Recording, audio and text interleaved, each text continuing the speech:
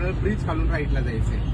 आपलं इंडिकेटर राईटचं चालू करायचं, कारण पॉईंट यायच्या आधीच एक 50 ते 70 मीटर आधी इंडिकेटर चालू केलं म्हणजे पाठीमागच्या गाडीला समजतंय तर ह्या गाडीला टर्न करायचंय म्हणून फुल क्लच डाऊन करायचं आणि हळूहळू पुढचा रस्ता टार्गेट करायचा आपल्याला आधी, आणि तो रस्ता टार्गेट करून आपल्याला त्या रस्त्यावरती गाडी काय करायची, टर्न करून घ्यायची. हळूहळू ब्रेक सोडायचा, हळूहळू क्लच सोडायचा.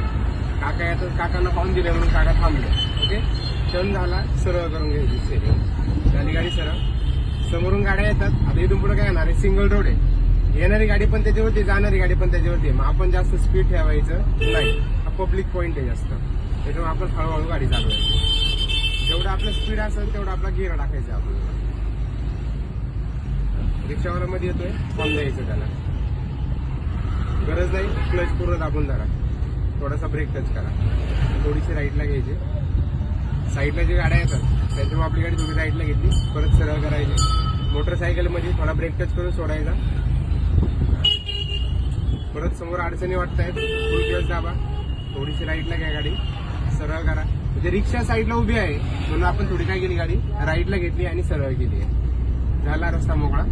आलं लक्षात? म्हणजे ट्रॉफिक मध्ये चाललो आपण किंवा कुठे छोट्या रोडला चाललो तर आपल्याला स्टेरिंग कंटिन्यू लेफ्ट राईट करावी लागते.